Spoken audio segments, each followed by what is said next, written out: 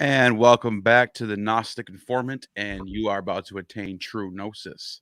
And today I'm with Dr. Dennis MacDonald, PhD from Harvard University, who has taught New Testament and Christian origins at Goshen College and Claremont School of Theology.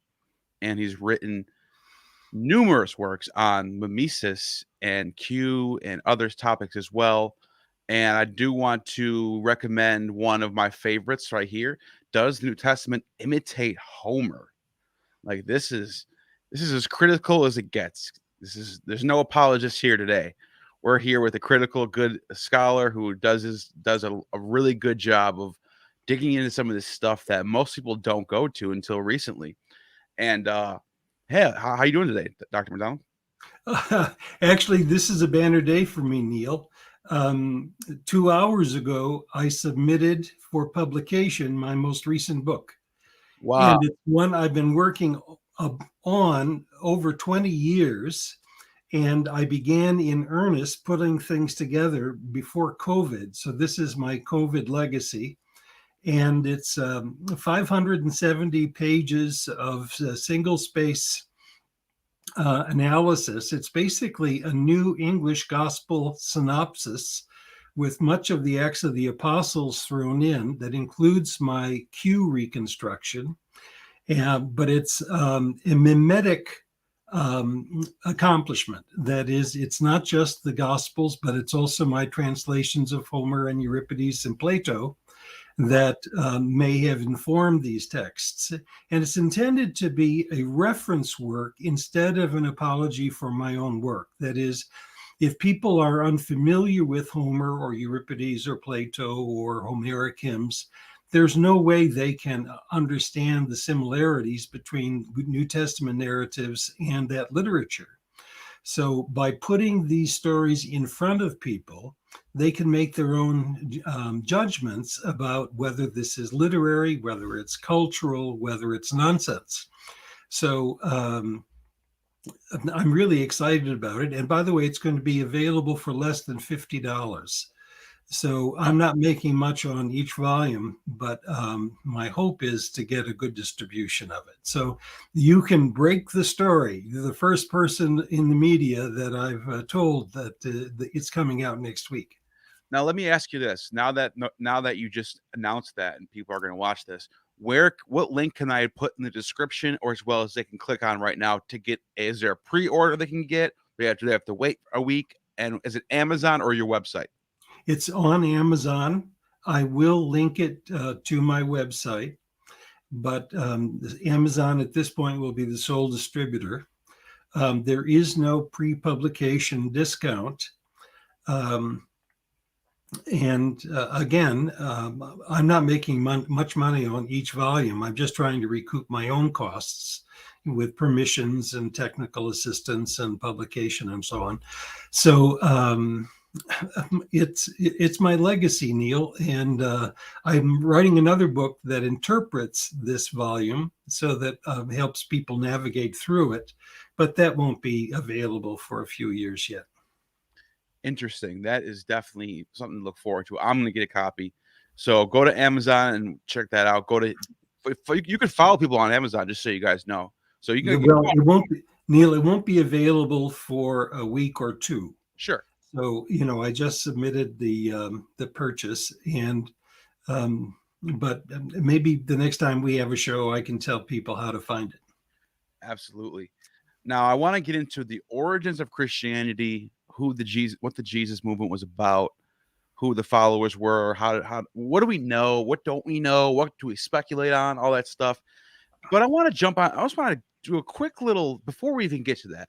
I want to ask you a question because there seems to be what you're hearing is clearly not in scholarly circles, but on the internet there's some people who like to speculate on origins of Christianity, and of course anything's possible. So I'm not saying what I'm about to say is not impossible. Of course anything's possible, but I want to ask you this: is it indisputable? That mean there's no doubt this is 100% can't be argued against that Jewish people had an archangel, not just an angel, an archangel named Jesus before Christianity? Jesus is a popular name, and you can make the same issue about Mary. How many Jewish women had the name Mary? And just because you have somebody who's Mary doesn't mean that it's the same characters that appear in the gospel who are named Mary. Well, Josephus mentioned several people who are called Jesus.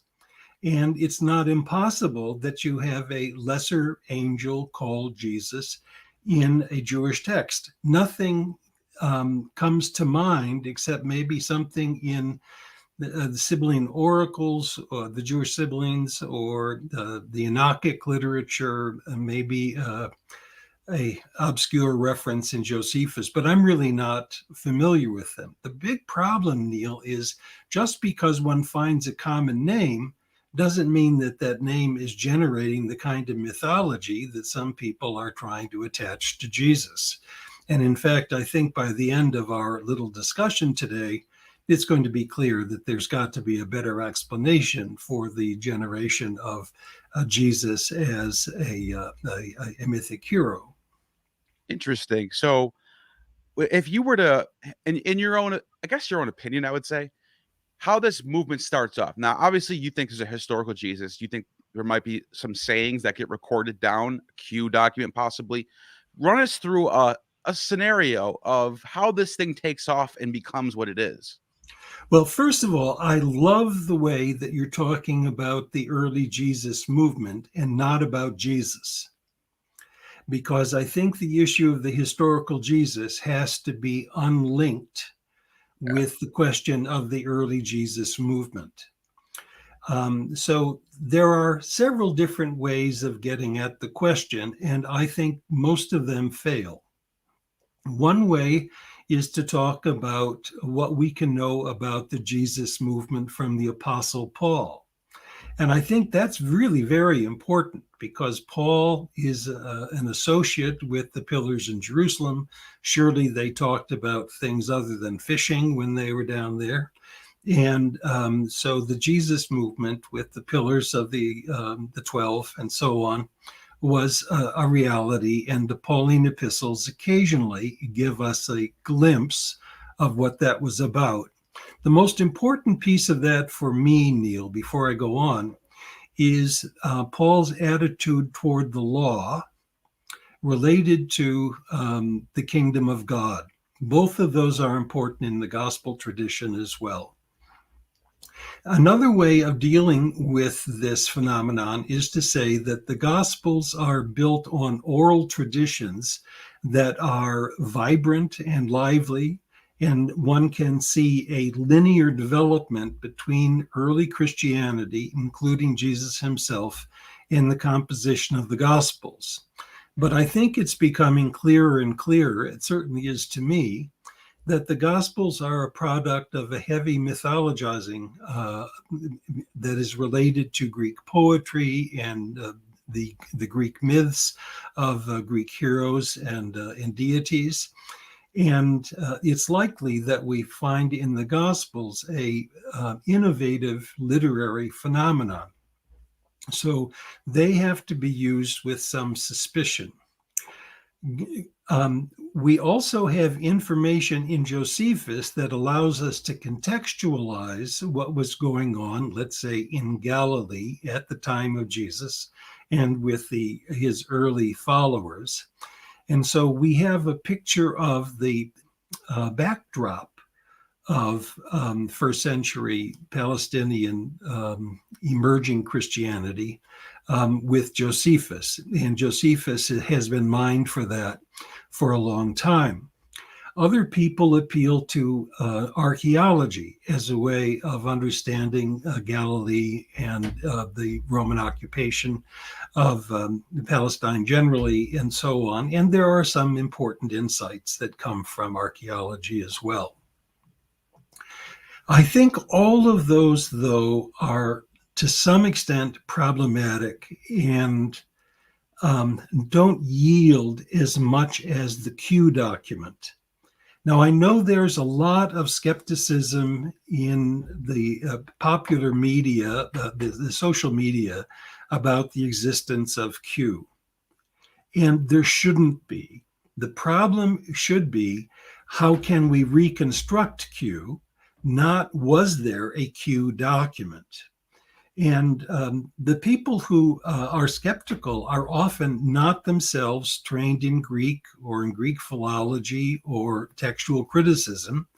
And I can tell you that if you deal, let's say, with the textual remains of the Apocryphal Acts of Apostles, you're dealing with missing literary antecedents all the time.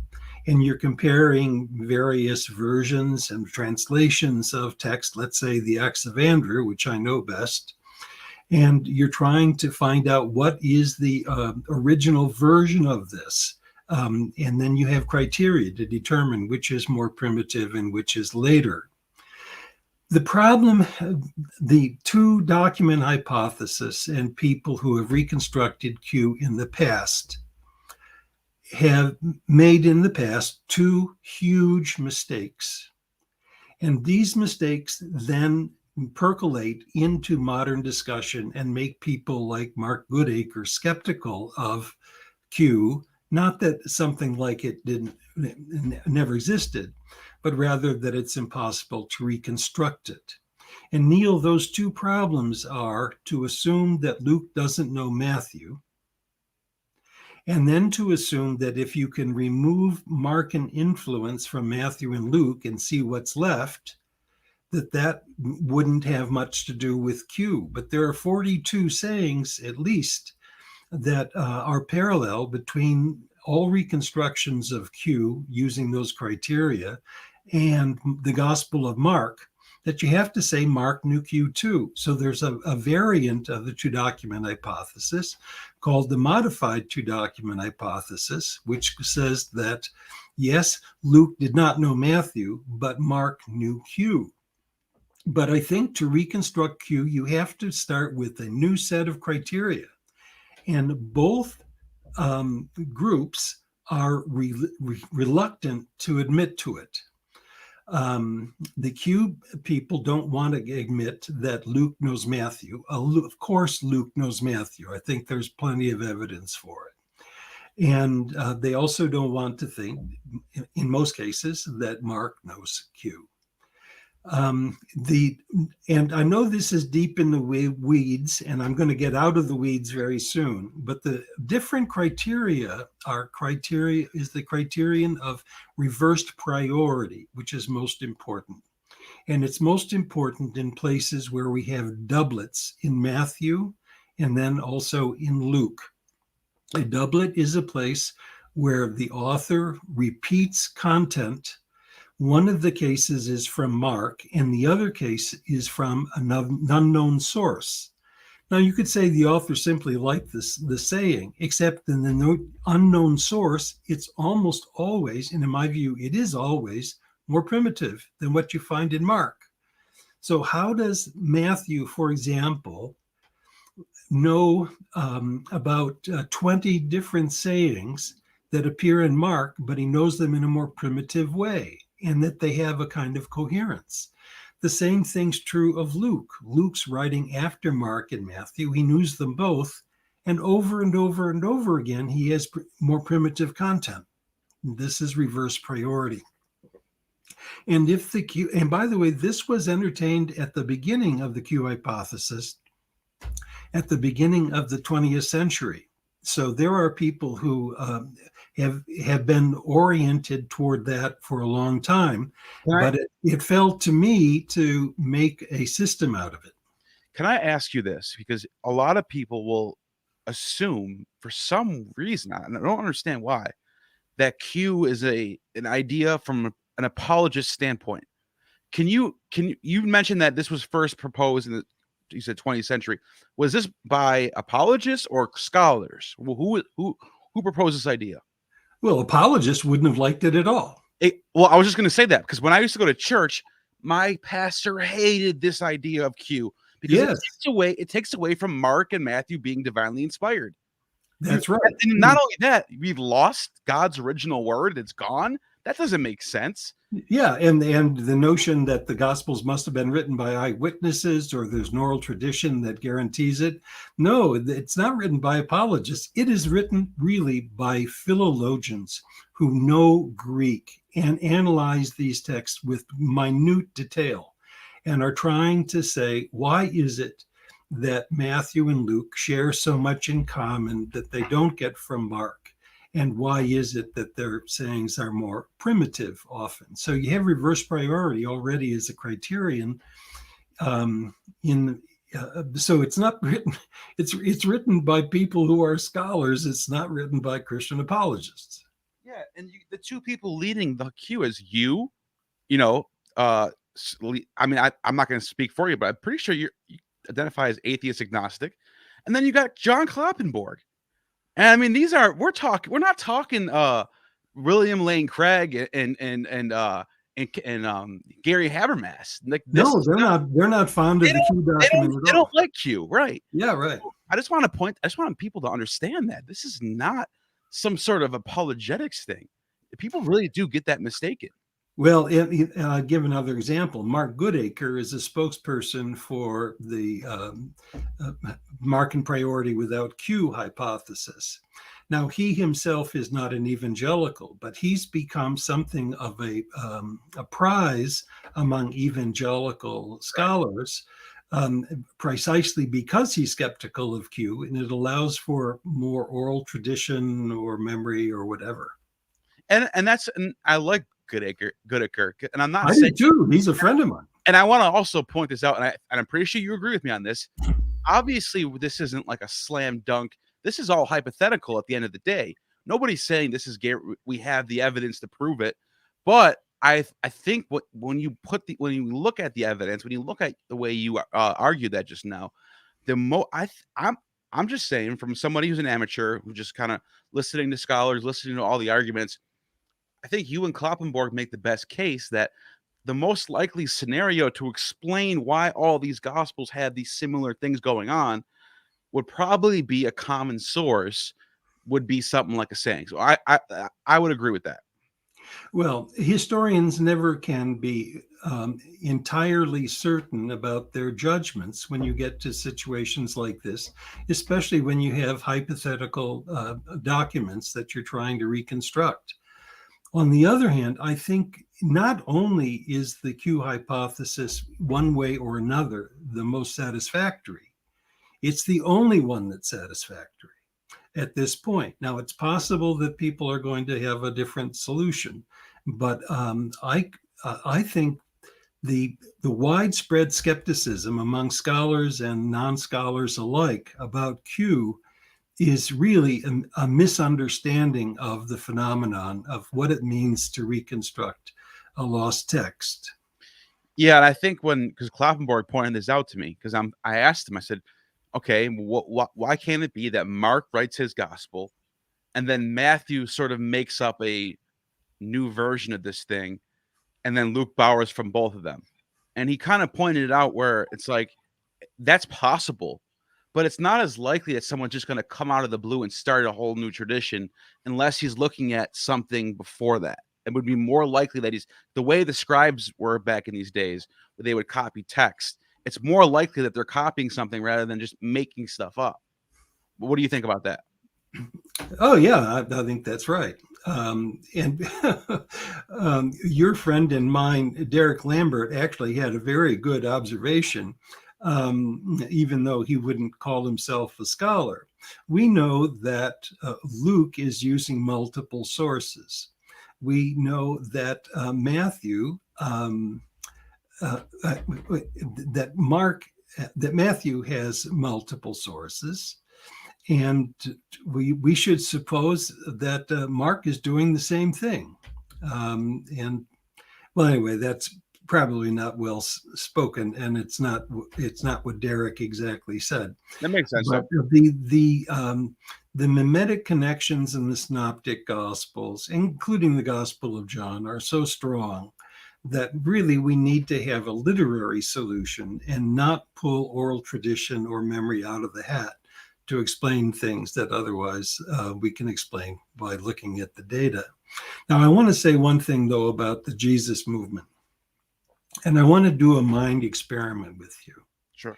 If one grants that, let's say, the Gospel of Mark is creating a narrative after the Jewish war to give his readers comfort in the victory of the Jesus movement and its in dealing with the catastrophe, and that it's using Greek mythology as a way of crafting the story. So Homer and Euripides and so on. And then we take a look at the other Gospels, let's say Luke, and we see the same thing is happening in this process of mythologizing. What I think would be fun to do is let's take a copy of Luke and let's remove everything that seems to us mythological. Let's get rid of the transfiguration story. Let's get rid of the resurrection appearances. Let's get rid of the infancy narratives at Christmas time. Here we are. Let's get rid of these things. And so let's just get rid of them, cross them out of your text. What's left is material that comes out of a Galilean context, comes out of a time before the Jewish war. It represents Jesus as a teacher and a debater about Jewish law, and not a Greek-like hero. And then the question is, what do we do with all of that? And I'm a big fan of a form of sociology, or a branch of sociology called social identity theory. And I'm going to just tell you what the theory is, and then we can explore what it means about the Jesus movement. All social groups, or many voluntary social groups, have a prototypical leader. And they also have self-definitions. Who's in the group, who's out of the group, what are its rituals, what are its sacred texts, what are the ethical commitments this group has.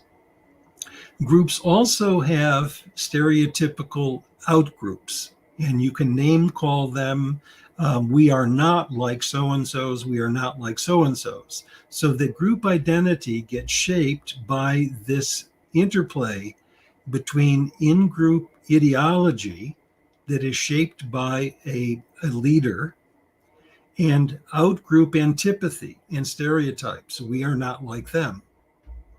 Now, if one looks at the Gospels, the big problem for the Gospel authors are the chief priests in Jerusalem and at some point the Roman Empire, the Romans.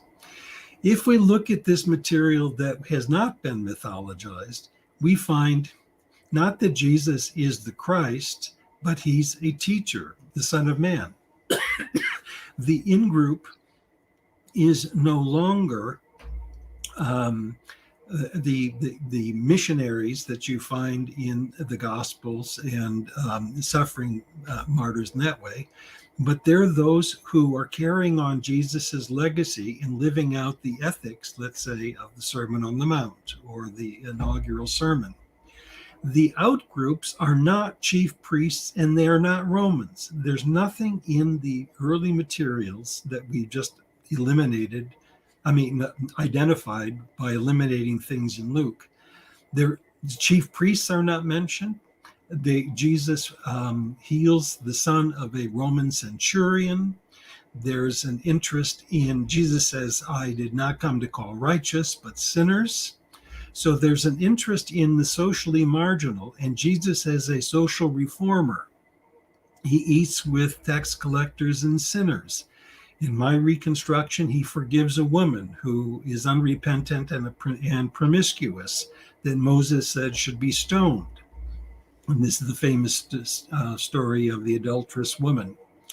So there's much more I can say about it, but I want to give it the bottom line.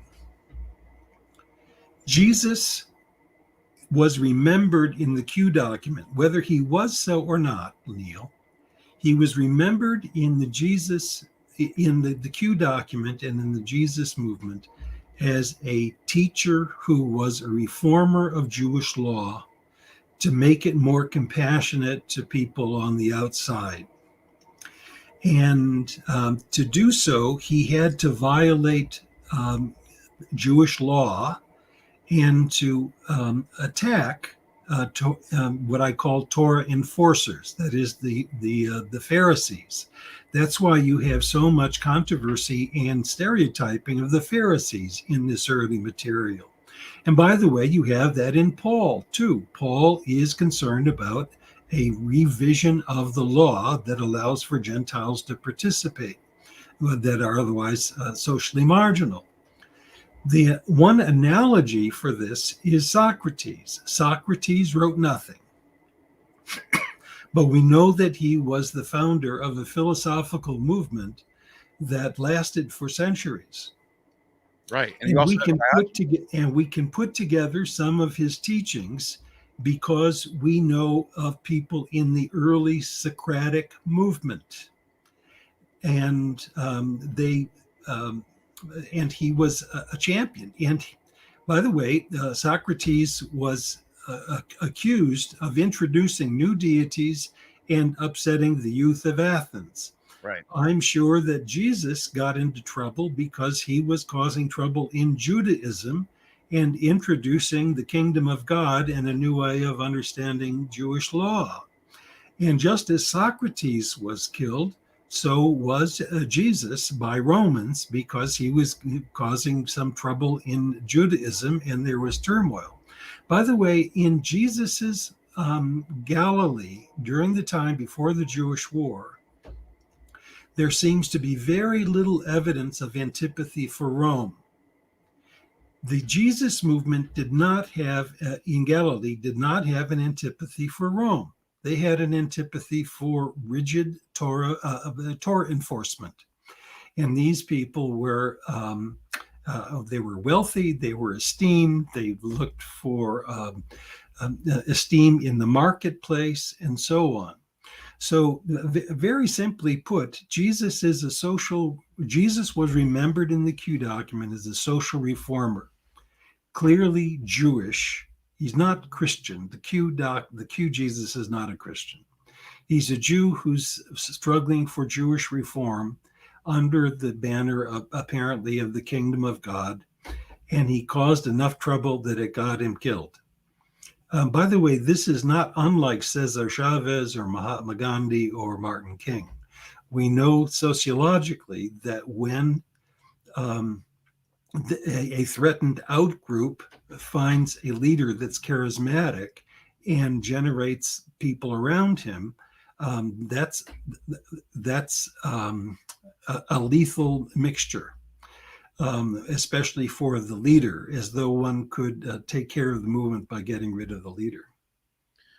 Now, some people might say to that, that what do you like? Some people might return that with a question. And what do you think about the possibility that they're constructing a suffering Messiah from Isaiah, and it's sort of mimicking? I've heard this before. It's sort of constructing a mythological character from Isaiah because Israel fell, and that's why they had to make because there is no triumphant Israel, there's a fallen Israel, therefore fallen suffering Messiah.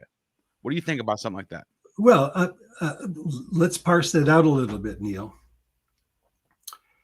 Yes, we see examples in the New Testament of the use of the Hebrew Bible, and especially through the Septuagint, of making sense of the catastrophe of the Jewish war, especially in the Gospels, but also in Paul, of the failure of Israel and so on, or the challenges of Israel.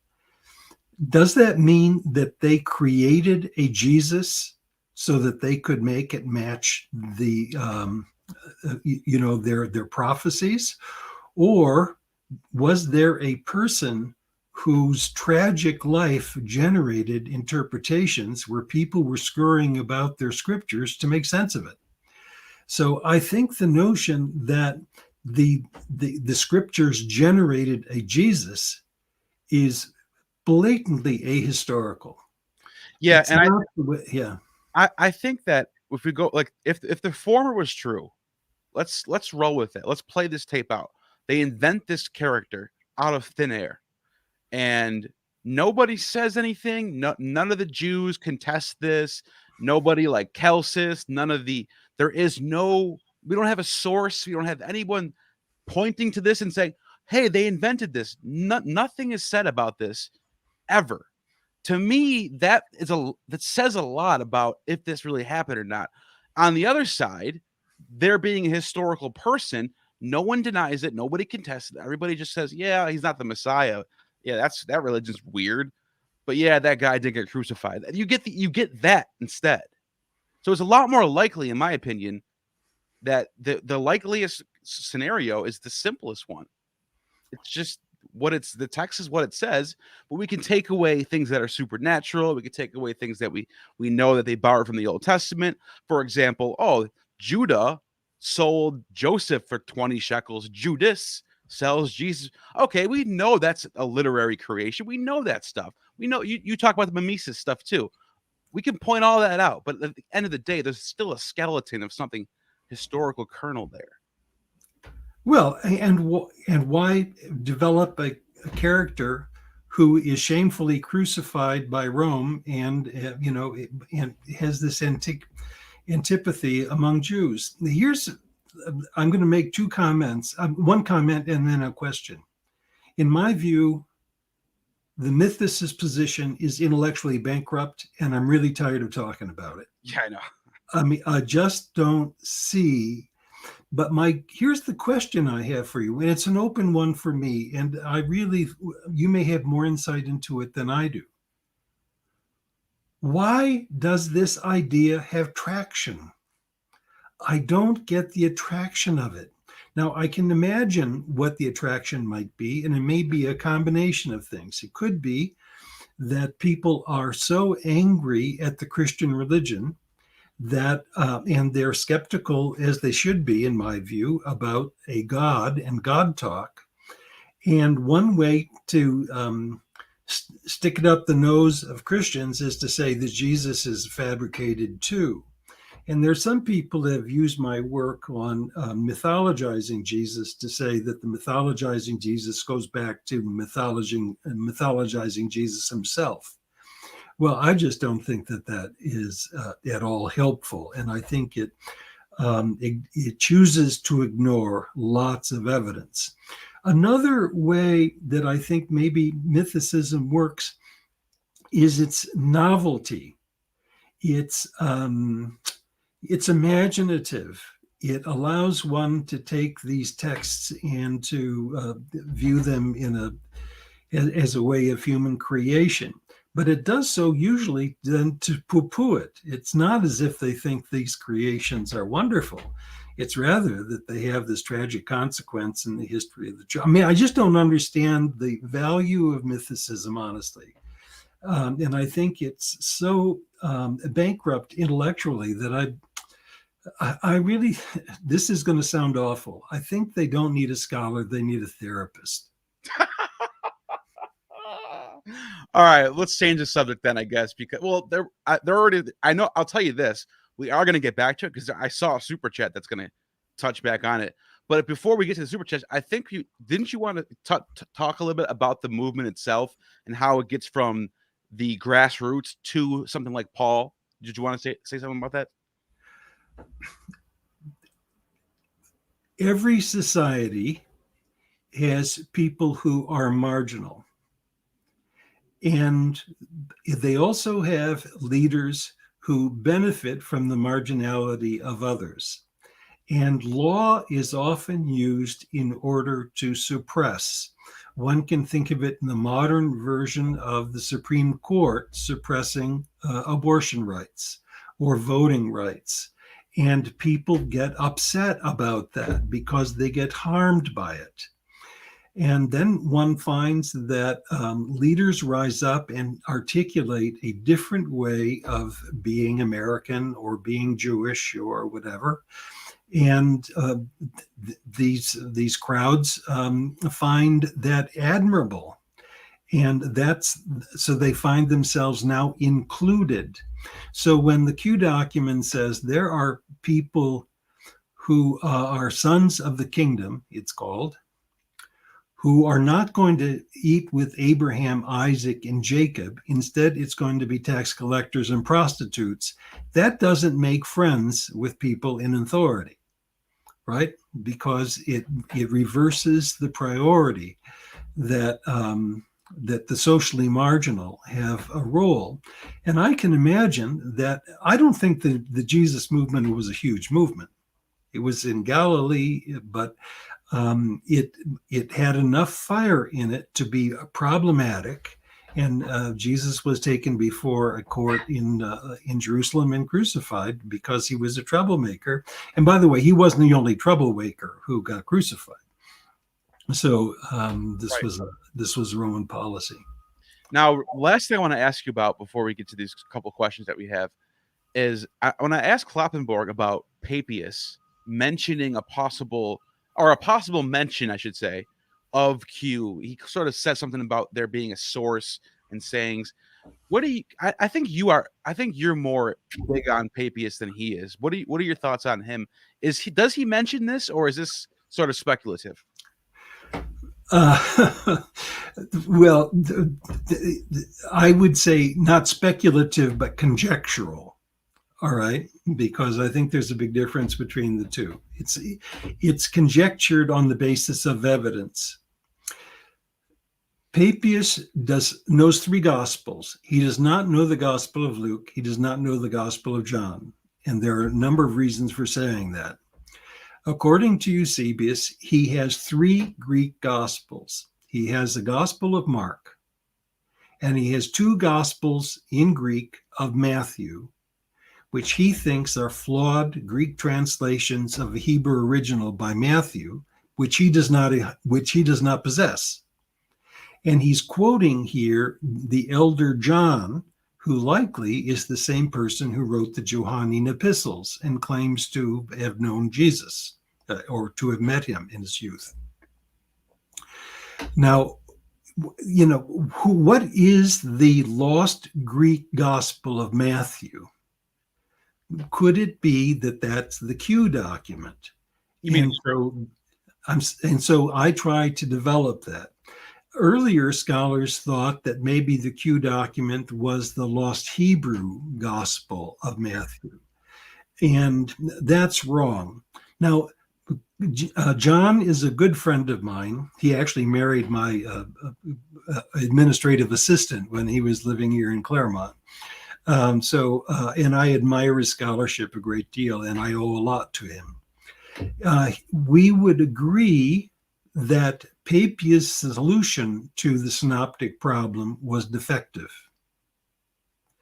But we would disagree in whether the problem that he was addressing is related to the synoptic problem was a real problem. I think he understood the problem. And I don't think John, as I understand it, John does not think Papias understood the problem, and he had a bad solution to a problem he didn't understand. I think he understood the problem, but I think he didn't understand how to deal with it.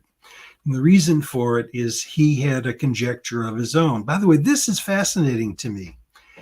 The elder John, especially Papias, believed there was a lost gospel even before the Gospel of Luke and John. That is, they saw two Greek texts and they thought they must come from a prototype.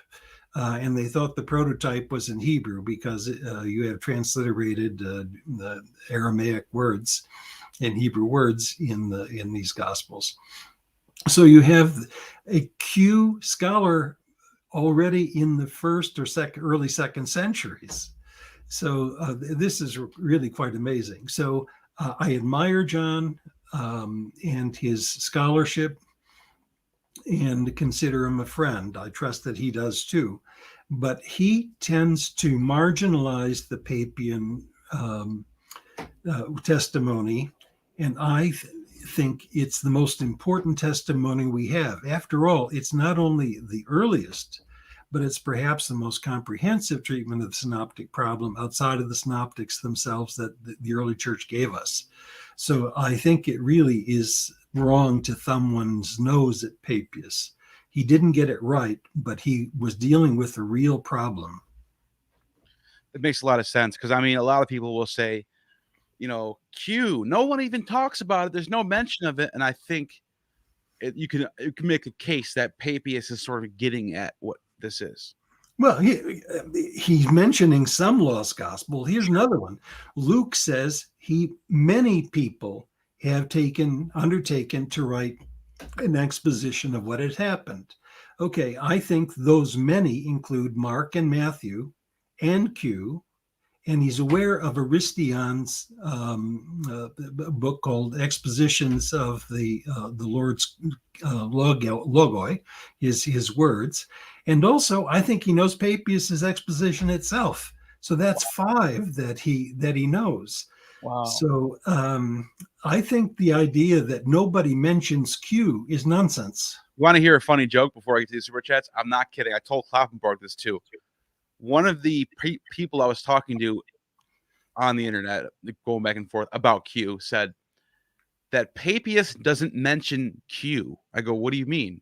He doesn't call it Q. He just calls it a document. I go, do you not realize that Q is for German quelli or quell? It means source. It's just a word that we made up. It doesn't mean anything. We can be almost certain that the title was something like the Logoi of Jesus. Right. The Logoi to Jesu. I just thought it was funny how they're like, that's right. Of course, there's no mention of Q. Of course not. But think of it. The Aristion writes a book on expositions of the Logoi of the Lord. Yeah. Papias writes on exposition of the Logia of the Lord.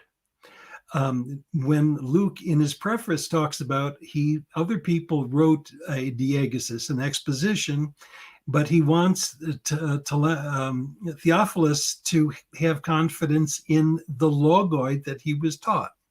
So and by the way, the beginning of the book of Deuteronomy, which is the model for the Q author, begins the logoi in the Septuagint, the logoi that Moses spoke to Israel while in the wilderness. The Q document begins with John in the wilderness speaking. So I think we can be pretty sure that the title of the book was something like, I would say almost certainly, the Logoi of Jesus. That makes a lot of sense. So let's get to some of these questions. Seth, hi. Thank you for the super sticker. I appreciate you being here, and thank you. The next one is from Gaius Julius Windex. Thank you for the super chat.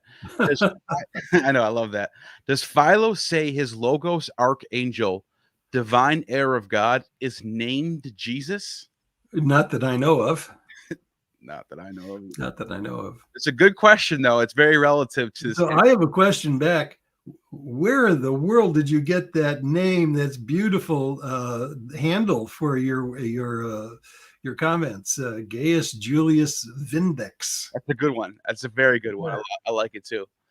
Thank you for that super chat, by the way. Seth, hi. Thank you once again for this second super chat. And Gospel of Thomas BQ? No, it can't be Q. There are lots of reasons for it. The primary one is if you put the Gospel of Thomas in the place of Q, it doesn't explain why we have the agreements that we do between Matthew and Luke, and it certainly doesn't help with Mark. Now, can you see why? Like, because someone might be listening and saying, why are they asking that? Because Gospel of Thomas sort of is a sayings document, right? Oh, and in fact, it actually has the word logoi in the Greek form again in the title. These are the secret logoi that Jesus spoke to Thomas. So it assumes that there's a public logoi as well. Yeah. It's not impossible that the Gospel of Thomas knows Q or the Q tradition. That's what I was getting at. That's a good question, Seth. Very good question. Very, very possible. And Seth has a follow-up question, and GT, a base of JC's sayings. Oh, Gospel of Thomas, sorry. Base of Jesus Christ's sayings, like the Beatitudes. What do you think? There are two recent studies, one by Mark Goodacre, that shows that the Gospel of Thomas has to know the Synoptic Gospels, and it chooses to be more esoteric and to deal with the logoi or the sayings only and not the narratives. But there are a number of places where the narratives speak through, and some of these narratives are related to the Homeric epics. So it's almost certain that the Gospel of Thomas knows the Synoptic Gospels and reads like Q because he's trying to wash out a lot of the more adventurous narratives. Wow, thank you for that super chat, and thank you for that answer. And Seth, with the triple, if Thomas was Q, then Gospels written mythology. If Thomas was Q, then the Gospel. Well, either way, yes, the Gospels are mythology, but you find the mythology, as I said before, already implied in the Thomas material. Yeah. Thank you for those super chats, Seth. Very interesting questions on the Gospel of Thomas. It's definitely a good question. Let's see. There's a couple more. Let's see. Oh, here we go. From Jason Sobek, Lord of the Four Corners. Dr. MacDonald's book, The Legend and the Apostle, The Battle for Paul in Story and Canon. Can we apply these methods you speak of to the acts of Paul and Thecla and the pastoral letter? Oh, here it is. Letters as a reaction against them.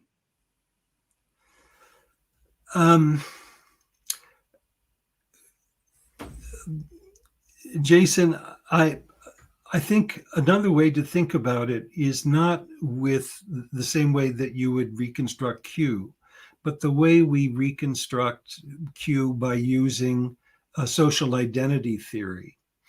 If we look at the Thecla story or the Acts of Paul and the pastorals, we can see that they are both written from Christian communities, but with dramatically different social values.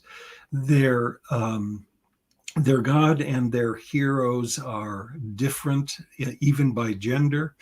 The outgroups are defined differently. So what we can see is that the two are in a competition for the memory of Paul. And whereas the Paul of the pastorals is very conservative and traditional when it comes to values of gender and politics, the Acts of Paul is really quite a different phenomenon. So I think read the two texts and imagine what the community's values are in them and why they compete for the memory of Paul. And then ask yourself, Jason, which one is borrowing from the other? Which one is the more reactive? And I think you'll find that the pastoral epistles are more reactive to what you find in the Acts of Paul and Thecla than the other way around. But it's a very interesting question, actually. Definitely. Thank you for that question. And thank you for that answer. Imposter Sir Spence, thank you for the super chat. Does Paul give us any historical events in his epistles? Eucharist. Oh, yes. I mean, but is that a historical event? I don't think it is. It actually is rather like Socrates having a Last Supper with his followers in Plato's Phaedo.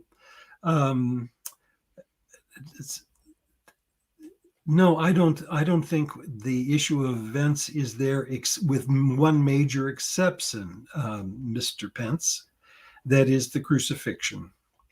And Paul's obsession with the crucifixion actually has to take priority even in one's understanding of the Gospels. Already in the Q document, take up your cross and follow me. So yes, I think the historical event in the epistles that's overwhelmingly important is the crucifixion. So yeah, so you got Christ crucified. He mentions it over and over and over. Now, when he says the night he was handed over, he gave bread, do you think so you're saying that's not historical, it's probably more theological? What does it mean that he is handed over? Does that mean there's betrayer? One way of taking it is that God was the one who handed Jesus over to his death to secure salvation. My read of it is that Mark already has read First Corinthians. And if you take a look at the language, it's really very, very similar, even though they're written in different times and places. It could be that the words of institution were fixed and secure, but I think it's more likely that Mark read it, and so he has this information. The night Jesus was betrayed, Interesting. Very Jesus good. took bread and was handed over. Well, the question is who handed him over, and who was Jesus eating with, and so on. And Mark did a beautiful job in creating a story out of what he saw as the elements in 1 Corinthians 11. That's my reading of it. Wow, that's very interesting. Thank you for that super chat. Thank you for that question. This one is from Iliff El Maudi. If one takes the position that the Gospels are mid-second century, then how much stronger is the case that the Gospels borrow from Achilles Tatius and the Satyricon, etc.? I'm just going to run to the bathroom really quick while you answer this. Please, sorry for this, but I really just got to go real quick. I'll full screen you while I'll be right back. Thank you. Well, Elias, you may not appreciate this, but your name actually is the same word as the Iliad, and I don't know if that's related. I have very serious problems with Vincent and the way that some people have used the Marcion's Gospel as a alternative cue. On the one hand, one can say, yes, it makes stronger that the Gospels are borrowing from later Greek literature, including Achilles Tatius and the Satyricon. I think the direction of relationship is certainly the opposite. Achilles Tatius has a passage where it seems to be generated out of the Gospel of John. And the dating of the Satyricon is difficult, but the parallels are not altogether that convincing to me, unless the author had a passing knowledge of some of the synoptic Gospels. So the big problem with the second century date, Elias, is that we have the Papias reference, probably around 110, who's quoting somebody that's in the first century, and they already know of 3 Gospels. So this business about the Gospels being mid-second century is, in my view, really without merit. What we can say, though, is that the second century was the time when the Gospels were collected and published together, and there's no doubt that there was textual corruption and harmonization happening in the second century. So on the one hand, yes, you have this harmonization in the second century of the Gospels. That's not to say that they were generated in the second century. And one of the ways of getting at this, if you want to do the scholarship for it, you can see that you have evidence of the Gospel of Matthew in the Johannine epistles that probably were written in the early 90s. So the author, who is John the Elder, who's cited by Papias, wrote these letters, and 1 John in particular has echoes of the Gospels frequently. The same thing's true of the book of Revelation. Other scholars have noted how frequently you have parallels between Matthew and the book of Revelation in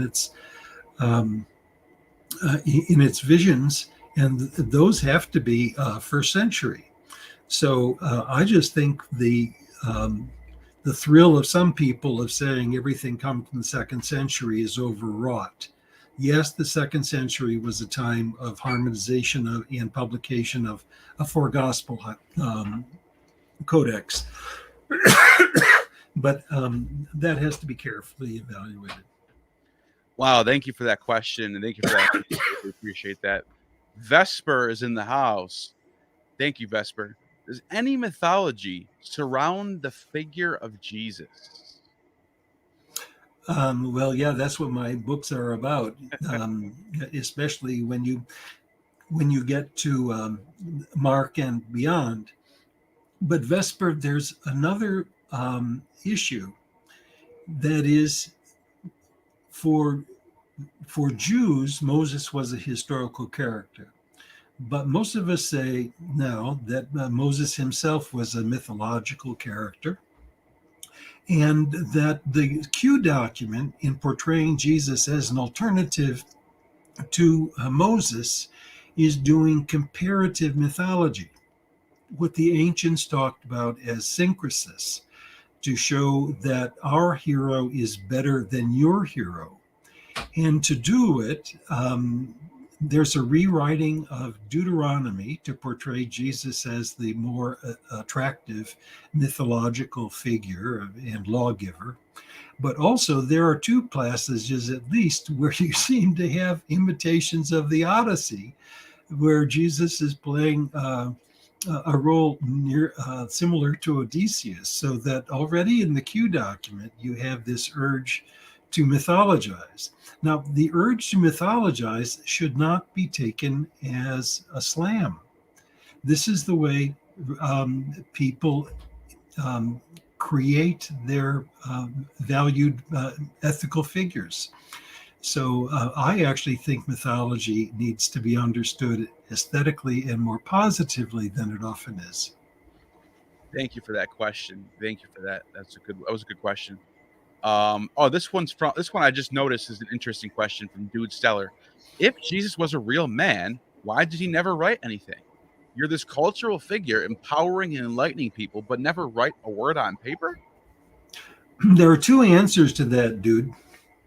One is Socrates never wrote anything either, and he certainly was capable of reading. He quotes Plato, or at least according to Plato, he read Homer and so on. But the other thing, dude, that I want to call attention to is that literacy in our day is something different from literacy in antiquity. Literacy in antiquity included the ability to read, but not necessarily the ability to write. The writing was considered more like a technology, the same way that working on computers would be today. So there were lots of people who could read. Reading was a part of being a member of the intellects of Judaism and in the Greek world. But not everybody could write, and that's why we have scribes in antiquity. So they were the ones who were given the technical know-how how to compose. And that took a different kind of education from reading. So we have lots of examples of people who were famous in antiquity who didn't write, where if they did write, they hired people to write for them as they spoke. Wow, thank you for that. It's a good question, though. I think it's very good question. And let's see. We have a couple more. Minnie Vantison. What's one example of mimesis? Well, there are examples all over the place. If you want one from the Gospels, my favorite, I suppose, is the Gerasene demoniac, where Jesus is playing the role of Odysseus, but in a more compassionate way. he sails to a shore with 12 of his companions, the way Odysseus has 12 companions when he goes to the shore of Polyphemus. Jesus finds a man who lives in caves, and nobody can subdue him. And Jesus subdues the demons inside of him. And in order to punish the demons, he sends 2,000 demons into the sea, transformed into swine, which is something that Circe does. And we have imitations of Polyphemus and Circe throughout ancient literature, including Latin literature. So that would be simply one. Another one that I really like is the death of Jesus and the rescue of his corpse by Joseph of Arimathea. Is very similar to the death of Hector in the end of the Iliad, where his father Priam has to rescue his corpse. Those are really quite striking examples, many in my view. Those are some great examples. By the way, you can go get the book, Does the New Testament Imitate Homer? And you will learn all about the mimesis, and there's other books that you have written as well. Check out Amazon, Dennis MacDonald, and then you'll find it. So there you go. Thank you for that question too. And I think this is the last one. There might be two more. Let me just, but yeah, this is one of the last ones. Ted Francis, thank you for the super chat. Do you think Diogenes Laertius, Lives of the Philosophers, is a good example of historical figures mythologized? It's super good for you, Ted. That really is a learned example. But of course, not all of the examples in Diogenes Laertius are historical. Some of them begin as mythologized. But and it's so much fun reading. Good for you. Yeah, because I have a copy of that actually, and I was just it's you get like Empedocles is like, he's like, I think he like heals people and talking to spirits, and there's a lot of mythology in there. But this is a historical guy who lived in Greece. Yeah. So that was a really good question. Thank you for that, Ted. And let me see. I think that's the last one, but I do see one that's not a super chat. Just might as well, because I saw it was the last one, and it's from Kira Yoga. What do you think about Kloppenborg's 3 stages of Q? Could GOT be borrowing from primarily the first earliest stage and the synoptics primarily the later 2 stages? What's GOT again? The Gospel of Thomas, probably. Oh, okay. Yeah. John gives that impression because the first stage is primarily sayings, and later on you have narratives related to John the Baptist and so on. I don't buy John's 3 stages of Q for 2 reasons. One is I have different criteria for determining how large Q was. And I think it must come out of the same literary moment because it shares the social identity features and actually creates quite a compelling document of imitating Deuteronomy to portray Jesus as the prophet like Moses. So I think you have technical reasons for being skeptical of Kloppenborg's 3 stages, and I'm not the only person who's skeptical about it. But the other is that the Gospel of Thomas author may have intuited the kinds of things that John is talking about in desiring to scrub the Gospels of their narratives in order to leave the esoteric sayings left. I mean, these are the secret logoi that Jesus told, that the living Jesus told to the gospel, to Thomas. So there's an impulse both in John and in the Gospel of Thomas to reduce the wisdom of Jesus into the sayings tradition, as opposed to the narratives and the mythologies that surround him later. Wow, that was a good question and a great answer. And just want to let everyone know that get the books, plural, and be on the lookout for a week or two from now. Another one's coming out from Dr. MacDonald, and I will put that in the description as soon as it comes out. That way, so someone might watch this video a month from now, at least they'll have a link in the description for when they watch it. So be on the lookout for the new book that's coming out. You have a title, by the way, of the name of it? Yes, it's called Synopses of Epic Tragedy and the Gospels.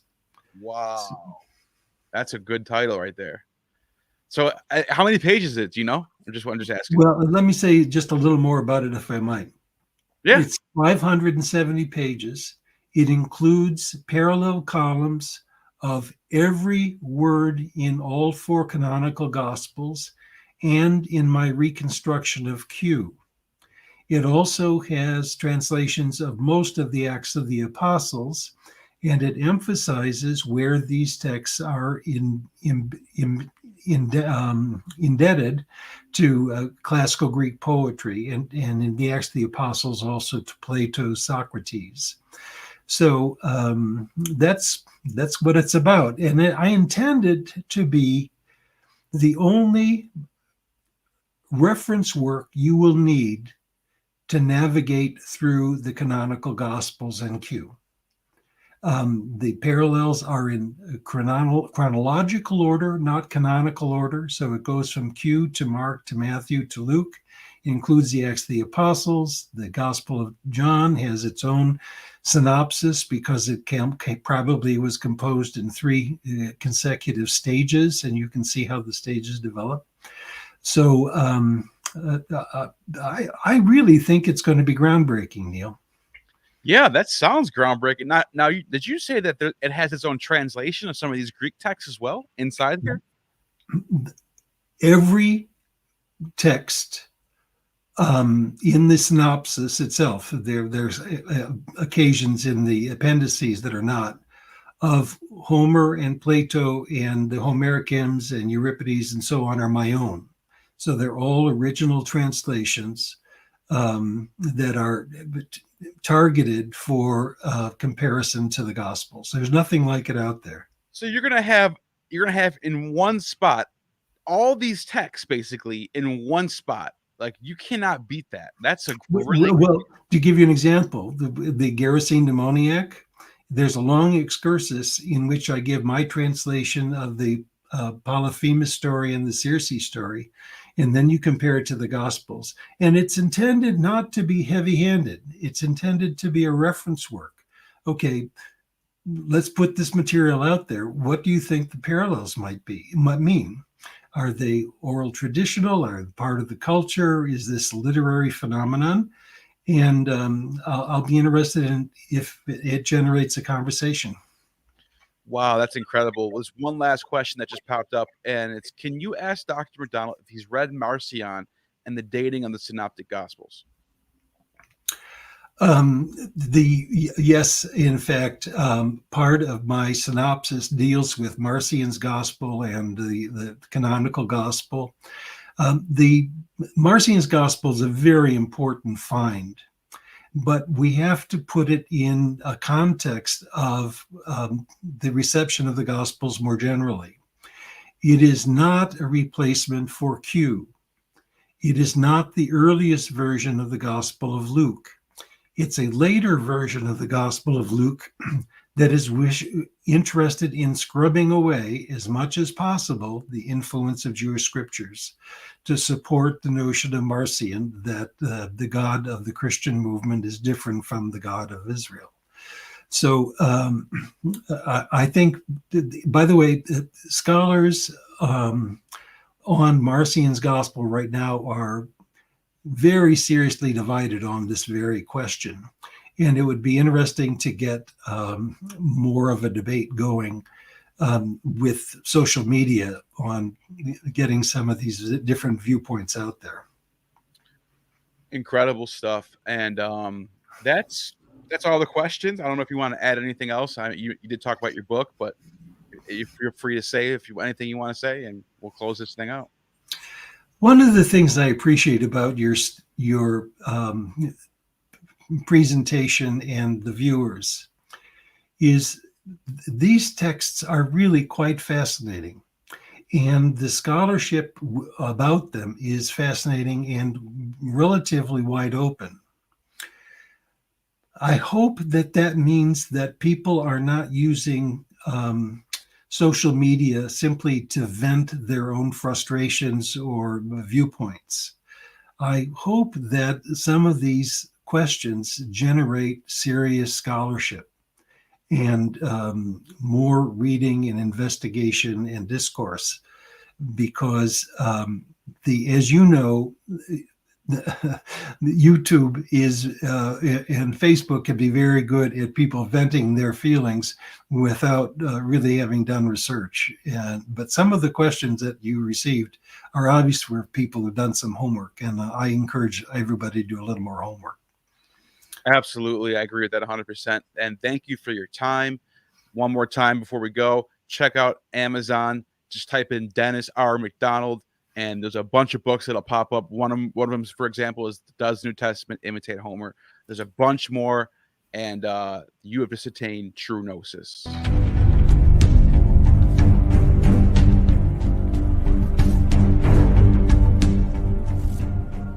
You have just attained true gnosis. The demiurge has no power over you.